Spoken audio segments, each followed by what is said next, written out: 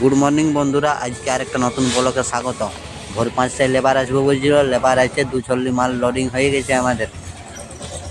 আর এই যে আমাদের এই দিকে দেখছো, এই সাইডে একটা মাল রেডি করছে। এই মালটা আরেকটা গাড়ি আসছে, ওই গাড়িটা লোডিং দিবে বলে এই মালটা রেডি করছে।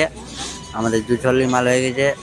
ফাইনালি আমাদের লোডিং হয়ে তিরপাল রসা দেখো, 2টা তিরপাল নিয়েছি, জল পড়বে তার কারণে 2টা তিরপাল দিয়েছি। আমাদের রসা তিরপাল করা হলেই আমরা চলে যাব কাঁটাই।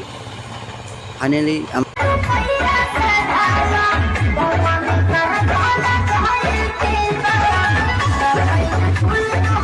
আমি গাড়িটা দেখাচ্ছি, আমাদের গাড়ি লোড হয়ে গেছে, কাঁটা হয়ে গেছে।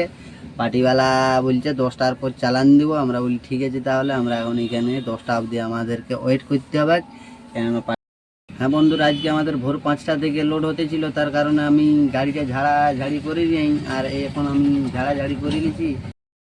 আমি কি করে গাড়ি ঝাড়ি তোমাদেরকে আজকে দেখাচ্ছি, পুরা সম্পূর্ণ ভিডিওটা, গাড়ি কিভাবে ঝাড়া হয়।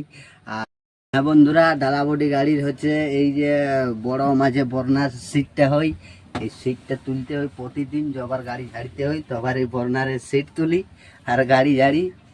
দেখো এই যে ব্রাশটা দেখতে পাচ্ছ, এই ব্রাশে করে এইভাবে করে আমি গাড়ি ঝাড়ি প্রতিদিন, সকাল সন্ধ্যা দুবার করে।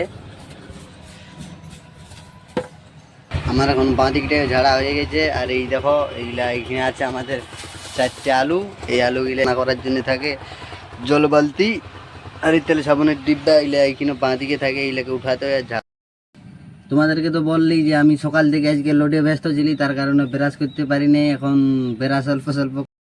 ফাইনালি বন্ধু, আমার ধূপ দেওয়া কমপ্লিট হয়ে গেছে আর ব্রাশ করা কমপ্লিট হয়ে গেছে। এবার আমি চলে যাবো চা খাতে। আর তোমাদেরকে তার আগে একটু গাড়িটা দেখাচ্ছি। গাড়িটা আমাদের লোড হয়ে গেছে।